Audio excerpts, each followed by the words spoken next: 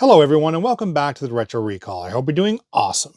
Happy New Year, happy 2025. I hope everybody had a great holiday season near and far. As you know, I have not made a video in quite some time. I made a community post just about a week ago indicating that I was really focusing on my personal as well as business objectives that I had to wrap up for the end of 2024. And so I figured we would start strong again in 2025, and here we are. And I'm asking myself the question, why do I do this? And I don't mean the channel, I mean what you see in front of you. Here are three systems that I now have in my possession that he would either donated to me or I found in e-waste. And we're going to go over these three systems. We're going to find out what they are. We're going to find out if they even turn on. I don't know if they work or not. I don't know any backstories to these machines, and that's part of the excitement. So you know what? As always, we have lots to do. Let's get right to it.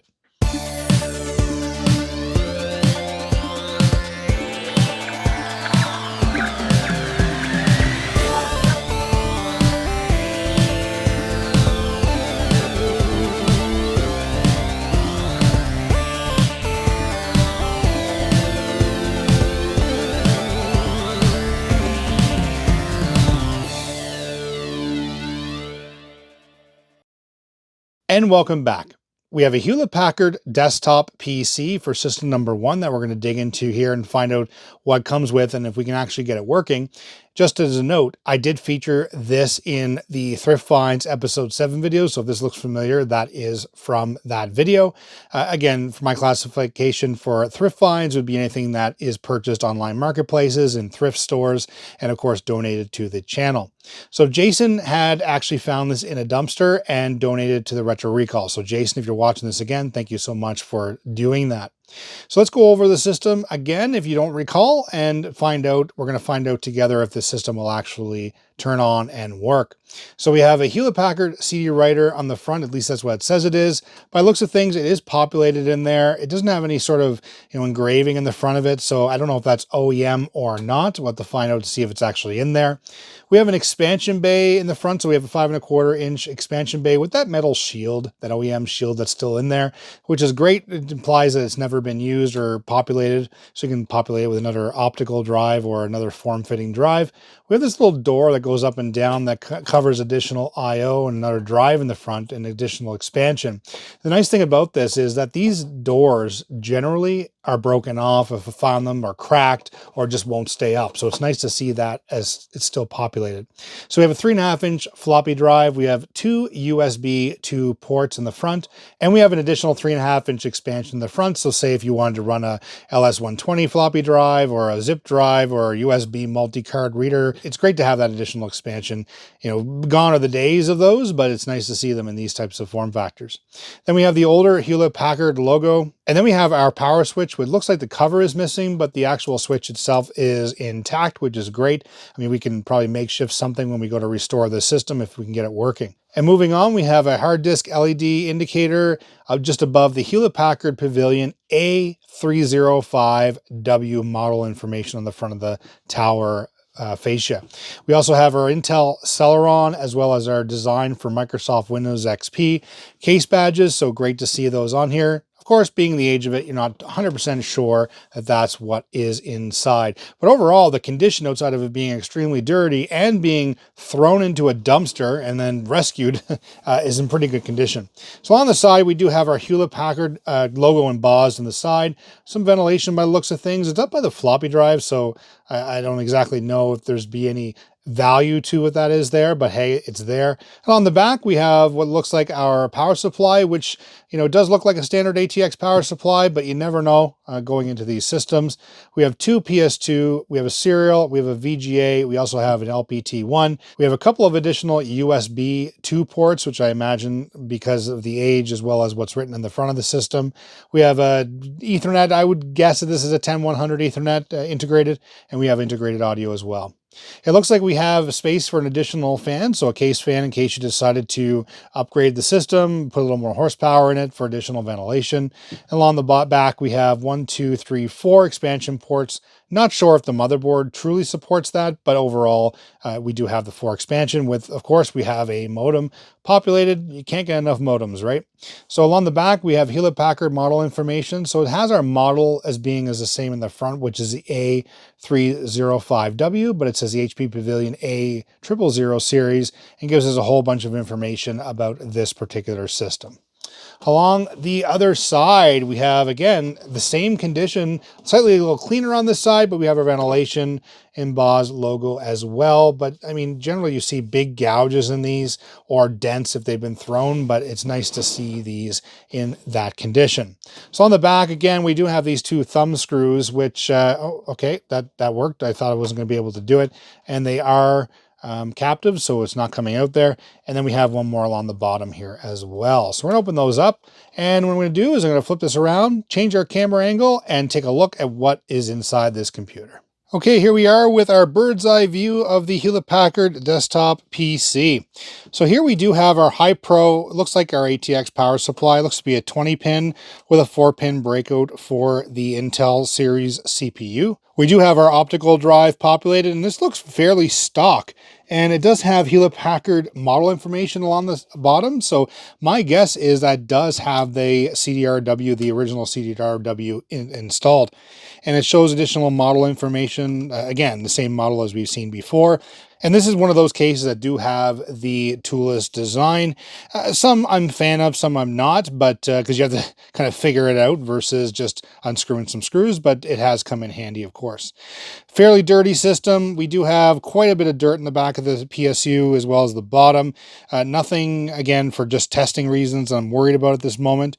We do have our CPU populated with a Cooler Master cooling fan, so not sure if this has been replaced or not. Generally, you know, even the OEMs came with the genuine. Say if it was Intel, it would have an Intel logo on the front of the fan, but in this particular case, it does not. Looking at the capacitors themselves, the capacitors look to be actually in decent condition. I'm not seeing any of the capacitors that are showing me of any worry. I've opened up many of these systems, and it's very clear when they're bad, and I'm not seeing any at the moment. But again, it would take additional time to dig into this, take it out, and do some work on it to make sure that everything is 100%. We do have our floppy drive populated as we see, and we do have a hard disk installed. Looks like a Western Digital, I think it's a 40 gigabyte drive that's installed, a good old platter drive. Not sure of the RPM on it. Generally, you know, they're either printed or they're not, and then they're cryptic after that to try to find out what they are. My guess would be a 5400 RPM drive being an OEM system, but very possible it could be 7200 RPM. And it does look like we have two IDE and one floppy port integrated into the motherboard, 3 PCI ports, one of which of course is populated. So again, as I mentioned, we have the 4 slots on the back, but unfortunately we can only populate the 3. Sometimes it'd be nice to see an ISA, or definitely in this case, an AGP interface, because then you could do definitely more expansion. So kind of a shame on that. In that case, it kind of limits the ability to get this just to the next level in terms of upgrade. So down here, we have 2 slots for the RAM. I'm going to pop out the stick that's here. I'm just going to find out what we have. It is saying 256 megabytes of DDR333. So we're not looking at anything lightning fast on this system for sure, seeing as how we have a Celeron CPU and of course 256 megs of RAM. I'm not doing any upgrades or changes to this computer today. We're just going to see if it even turns on, fires up, anything blows up, smoke comes out, that sort of thing. I'm not looking at doing anything additional to that because I want to kind of make this a note, because I'd like to restore this system, and or potentially, depending on what we do and what motherboards we have, we could upgrade the motherboard in this. Because the nice thing about this particular OEM case is it's not so OEM, we can't specifically put a new motherboard in here. Something with a little more expansion ports, maybe SATA, depending on what we do. And, you know, you could potentially bring this back to life even to more modern. But definitely nice to see that everything is intact, and it does have the standardized form factor, which is nice. Okay, let's get this all flipped around, get our bench set up, and see if we can get this system powered on. Okay, here we are set back up on the bench, and we brought out the trusty Hewlett Packard monitor, as well as our Hewlett Packard keyboard and mouse. And oddly enough, you can see it almost looks like they were meant for this particular model of computer. I have another mouse as well from Hewlett Packard, which I believe still has that kind of bluish design, that dark gray. But it is nice to see them, the look of it. And of course, we have our side panel still off. All right, I plugged the computer in. Let's cross our fingers, turn on the power, and I'm going to use that little switch that's that's inside, because obviously the front cover is no longer there. Let's see what happens. Okay, we have power, and we have a splash screen. This is awesome. I just pressed F1 for setup because I had an opportunity to press it before I did anything else. So we do have post, which is beautiful to see. It looks like our date and time is incorrect, probably because the coin cell has died. It was easy to replace. So we have our language is English, legacy diskette A. Of course, we have our 3.5-inch floppy, which is amazing to have. Our Western Digital 40 gigabyte drive, as I mentioned earlier, doesn't give me any other model information about in terms of speed. We can obviously do speed tests and things like that on the computer when we go to do the restoration, or potentially upgrade it to an SSD, depending on what we want to do. Our secondary drive, it is showing as a Sony CDRW. I was expecting to see that Hewlett Packard because it had a lot of OEM information written on it.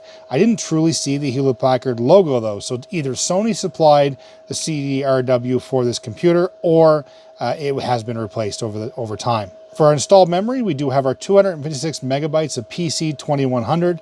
It said 333 on the chip. And of course, the ability to upgrade it via Bank 1 as well. Or of course, I don't know what the maximum memory with this is. 2 gigabytes, what it could support potentially. Again, I'd have to go through my stash and see what it supports. BIOS revision is 3.24, 10.14.03. It's defaulting to a system date of 2002, so it's potentially this could be a newer revision of our BIOS.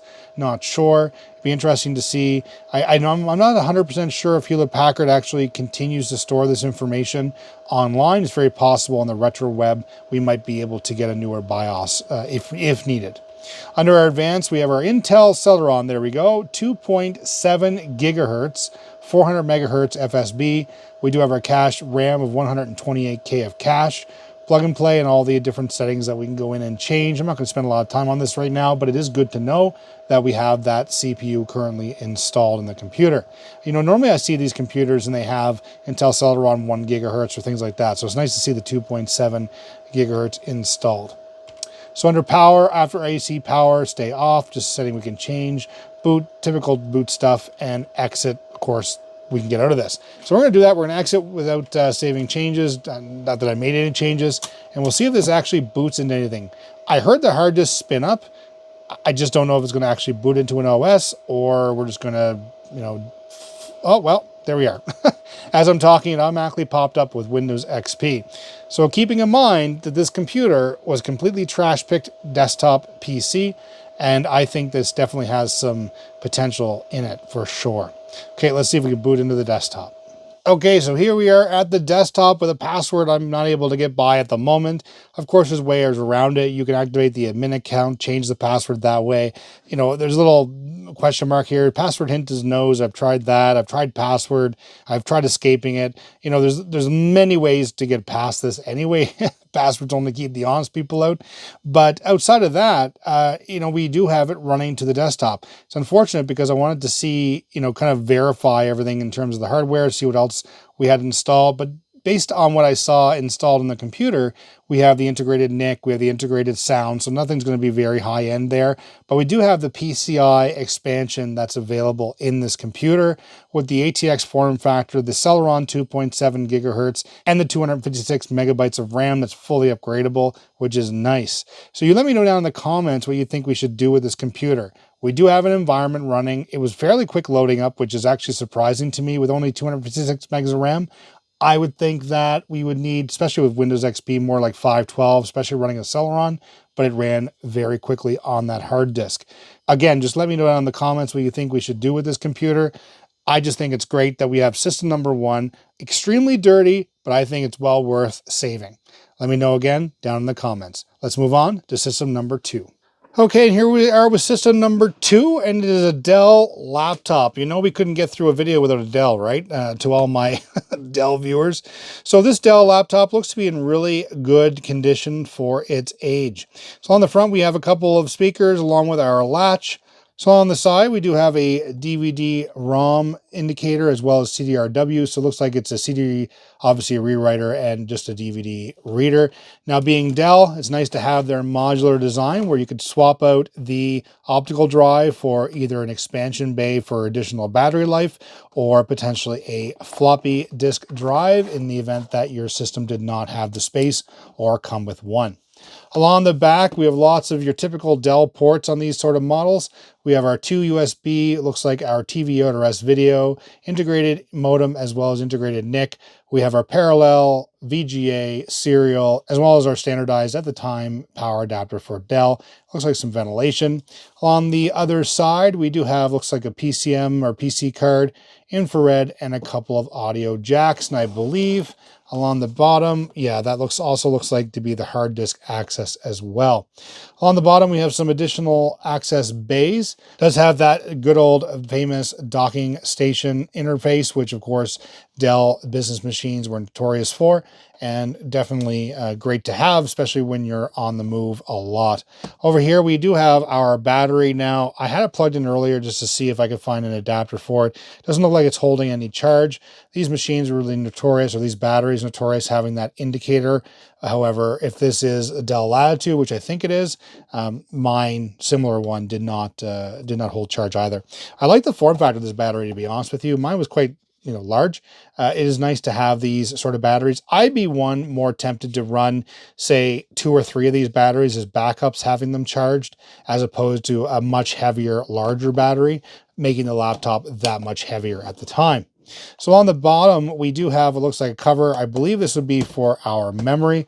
Let's take a quick opening here to see what we have installed, as well as what expansion capabilities there are. The nice thing about these laptops is that you have the ability to expand as an end user versus having to send them back to the depot, for example. Looks like we have 2 expansions, DIMM A and DIMM B. DIMM A is populated, and by the looks of things, it's populated with DDR333 memory, 512 megabytes. Over here, we have another expansion, which, based on some of the regulatory information badges along the back, I'm anticipating this would be our Wi-Fi card. So that's an Intel Wi-Fi card, 2.4. Let's see what the card regulatory information says along the back. It says wireless LAN module, 2.4 gigahertz, 11 megabits per second. So made by Ambit Microsystems Corp.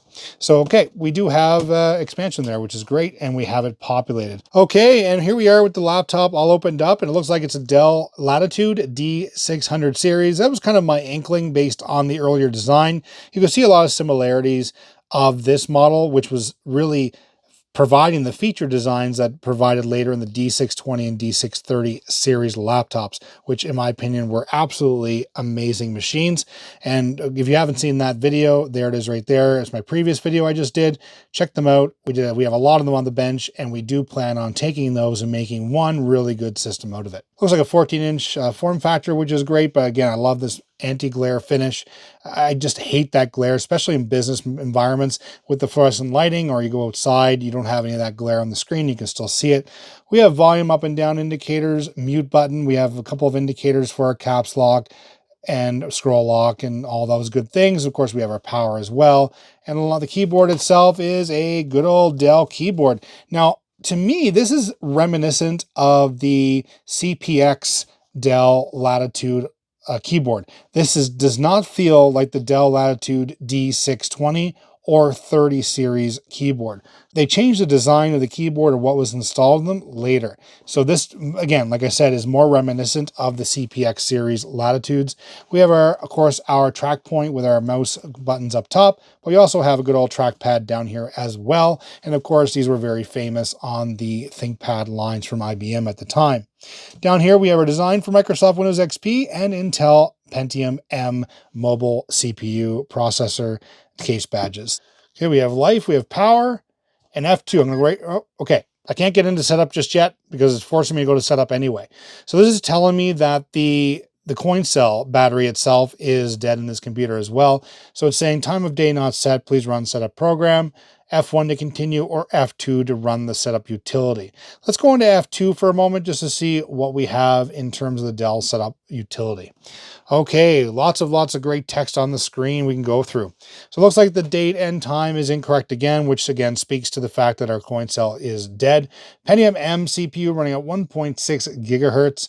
Current CPU is at 1.6, 2 megabytes of L2 cache with 512 megabytes of RAM, running at 266 megahertz. That's that memory that we saw there earlier. Our video controller, we have an ATI Radeon 9000 series installed with 32 megabytes of dedicated memory, which is helpful in a business environment. Not much for gaming at the time, especially in Windows XP, and that's would be the limitation of some of these machines at the time before you start getting into like a gaming laptop or gaming lines. Now, for our panel type, we do have our 14-inch XGA.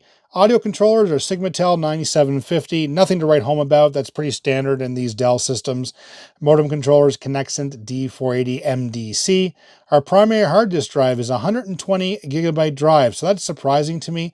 Again, not knowing where this particularly came from, being e-waste, is I'm curious to see if this was actually upgraded or not. In terms of a hard disk.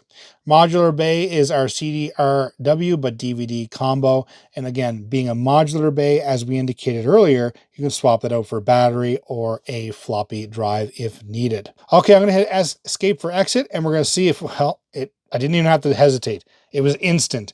It's loading to Microsoft Windows 98. And of course, you can see all that wonderful stuff there. And it looks like a very basic installed version of Windows 98. Comes up with our splash screen saying, hey, welcome to Windows 98, the wonderful world of it. I mean, this was designed for Windows XP. Interesting that we have Windows 98 installed on it.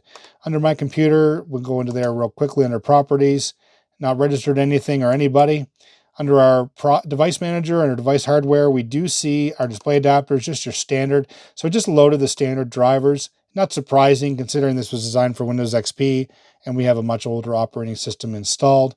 Now, I'm not sure. Dell is really, really good. So if you really wanted to use this system for, say, a Windows 98 system for, say, older gaming and things like that, Dell is notoriously good for keeping their drivers on the website. I'm just not sure if some of this newer hardware will work in Windows 98 or if there was support for it back then, which may end up having to force this computer to go to, say, back to Windows XP, or potentially putting a Linux distribution on it that would be supported. But outside of that, that looks like it's all installed, pretty straightforward. But I want to re-verify that hard disk real quickly and see what we have. It said 120 gigabyte drive. Yeah, sure enough, we have 667 megs used with 111 gig free, and that is just massive in Windows 98. So that's interesting that that's installed. I'm curious to see what that is, to be honest. So I'm just going to pull it out real quick. Let's shut down our laptop. Go to shut down, hit OK, and then see if it's just super fast.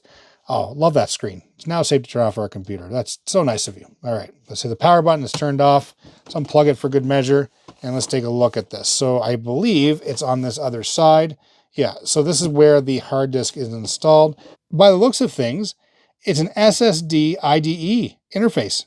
So we have an SSD drive with an IDE interface, which is pretty awesome.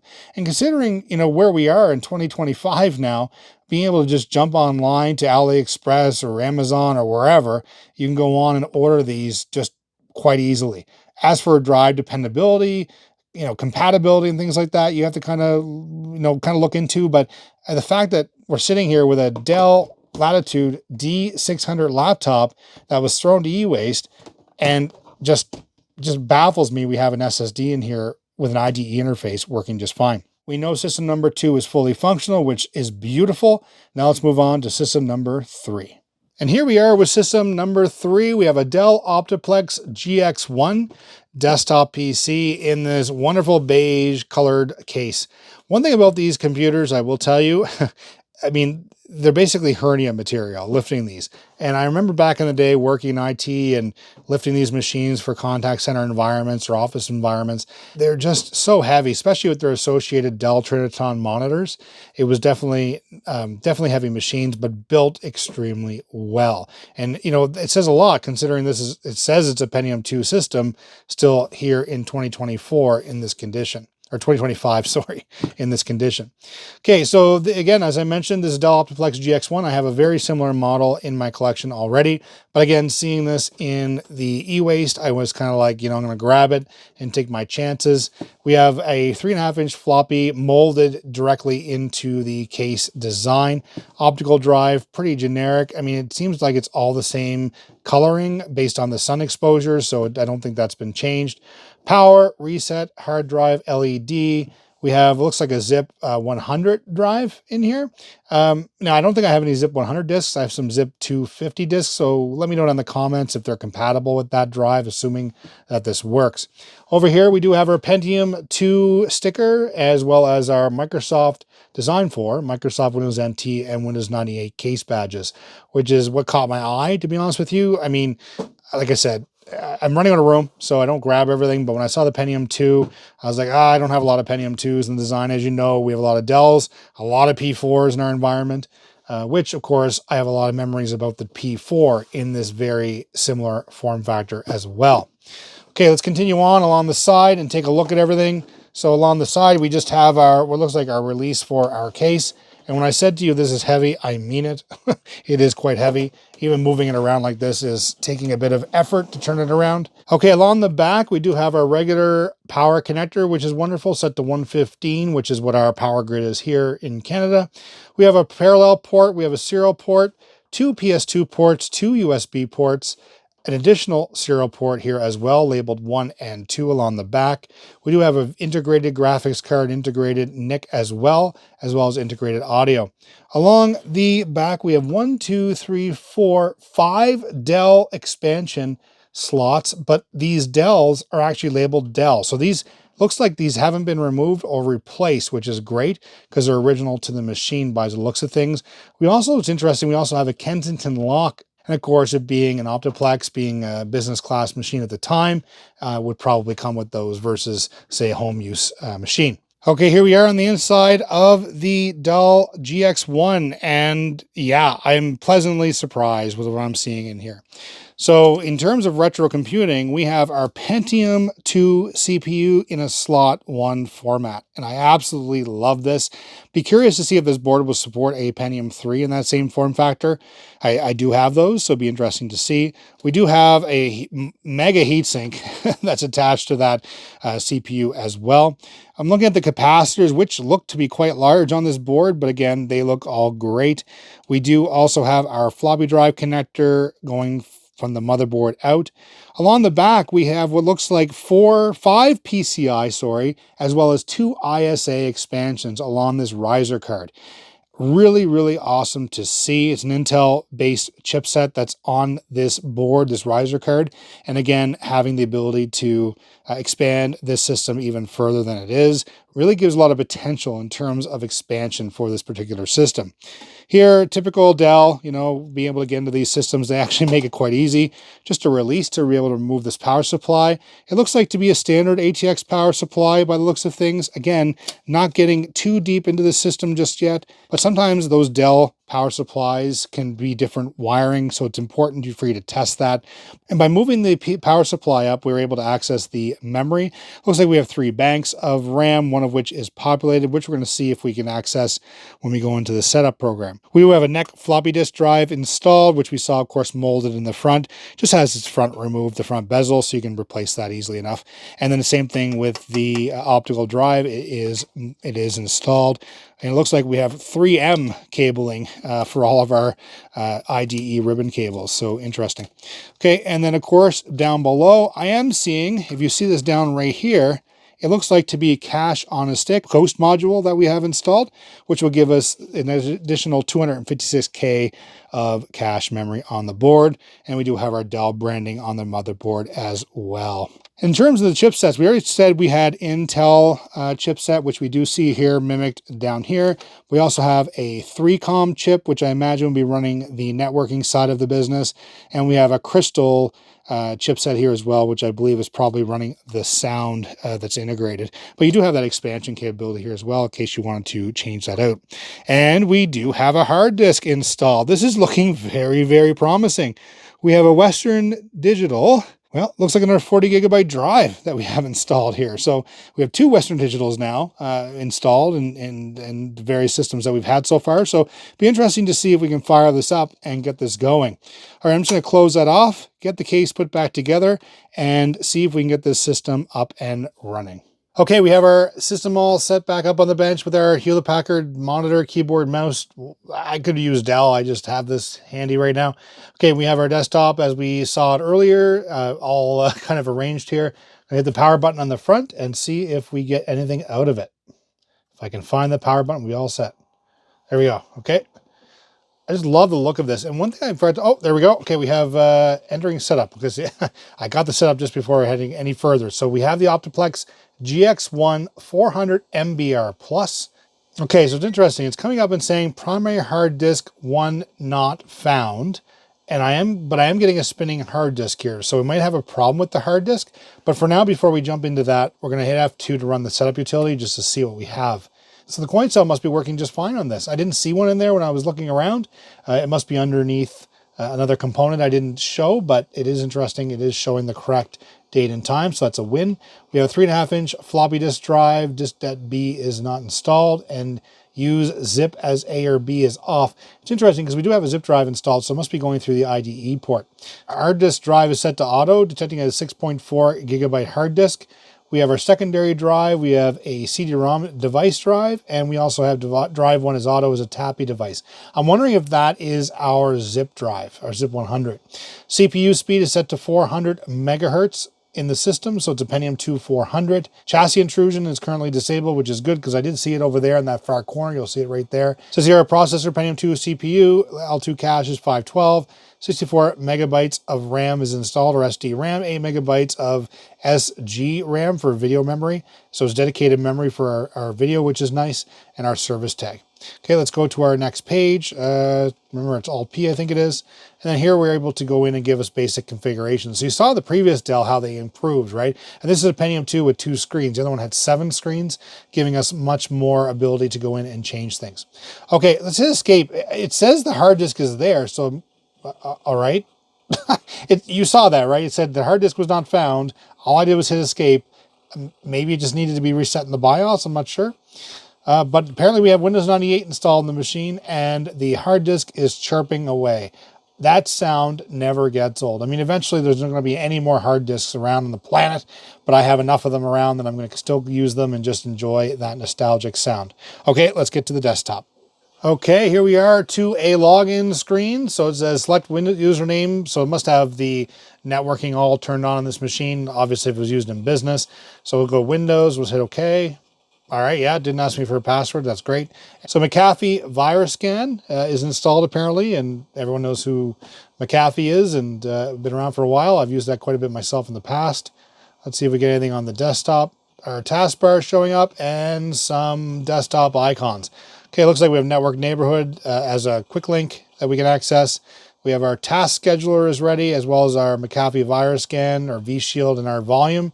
Currently 5:20 p.m., which is actually correct, which is nice to see. Okay, under Device Manager, we do have our CD-ROM drive showing as a Sony CD-ROM, CDU701. Again, looks very, looks like that's the original one only because of the fact the yellowing on both looks very even. Our disk drives, we have our generic Type 55, we have our NEC floppy disk, and there's our iOmega zip drive, our 100. And again, let me know in the comments again, as I asked at the beginning, I have the 250 megabyte disks. This is a 100 megabyte. And I'm wondering if I'm able to use the 250 megabytes and be only limited to the 100 because of the drive. But again, let me know down in the comments. Under display adapters, we have our ATI 3D Rage Pro, and it is installed, and that's the 8 megabyte dedicated video RAM for that display adapter, which is nice. And of course, we do have the ability to use expansion. As you can see there, we have PCI if we wanted to add a better graphics capability to this Pentium 2 400 system. Under our network controllers, we do have a 3-COM Etherlink XL 10100 card, which is beautiful. Awesome chipset and very compatible with many different applications. So nice to see that installed natively into this computer. Under our sound, we do have our Crystal plug-and-play audio system. We have our MPU 401 compatible, all our codecs, everything's installed. I haven't had a lot of problems with these. I prefer Sound Blaster. We have ISA. why not change that to a Sound Blaster 16 card? Pop it in there and get that going. I mean, you could even go higher if you utilize the PCI bus, but for the backwards compatibility with some of the DOS games and things like that, I would stick with the 16, Sound Blaster 16. Okay, and we of course we have USB, which is beautiful to have on a computer of this age, being a Pentium 2 as well. All right, so I'm very pleased with what we have here. We have 3 systems, all 3 fired up, all 3 working, with 0 intervention from myself. I did think we had to do something to this computer because, again, you saw at the very beginning, it said F1 to continue because it said that it couldn't detect the primary hard disk. So it's interesting that it still booted. So I don't know if it's messing up the zip drive in the BIOS setup or the boot device order. I'd have to go in a little further and check that out. Okay. Great to see. It makes me very warm and fuzzy to see that this Pentium 2 that I found in a pile of garbage, well, e-waste I should say, is up and running, and will definitely be nice to add to my other Dell GX1 as well. I think it's time to wrap this up and head to our outro. And here we are at the end of the first video of 2025 with our 3 systems that were either rescued from e-waste or donated. And I'm telling you, great to see. And I continue to ask myself, why do I do this? And is this exactly why? Being able to bring this content to everybody, being able to go over all these older systems back in the day, and just think of the possibilities that you can actually do with these computers. I get a lot of comments in the comment section indicating, you know, what are you going to do with that system? What's the point of doing all this? And I don't know. I'm a retro enthusiast, and I love being able to share this passion with everybody else and like-minded people. And of course, we come up with a bunch of ideas to be able to live in the particular era or just see how much power we can get out of every one of these computers. So over here, we do have the Hewlett Packard HP Pavilion A305W system. This was the Celeron 2.7 gigahertz with 256 megs of RAM, running Windows XP, ran into Windows XP no problem, loaded up. And the only unfortunate thing that I think we mentioned about this computer is a lack of AGP port, something that we can certainly, you know, do a higher end graphics card, upgrade the memory in it, switch out the hard disk, which does work, to be able to go to, say, an SSD, and even keep the Celeron in there. I mean, the Celeron of the time was still a decent processor at the time, as I mentioned.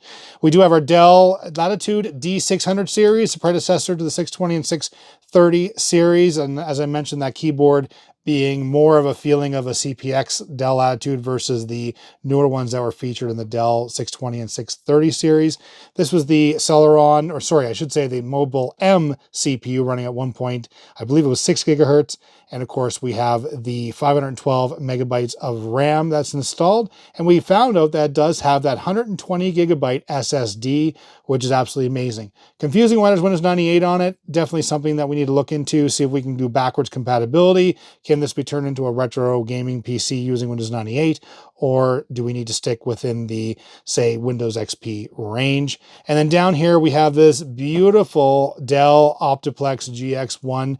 And I will say these 2 systems in particular are just built so well, extremely heavy. And I'll mention the fact that this is more OEM, where it's harder to do any sort of, you know, say motherboard swaps without the real standard, whereas the first system we're actually able to take and swap it with another motherboard. And I'll mention that as well, you know, if that's something we should do. Having this Dell Optiplex GX1 being a Pentium 2 400 with 64 megabytes of RAM, but we had 3 banks that we could potentially upgrade.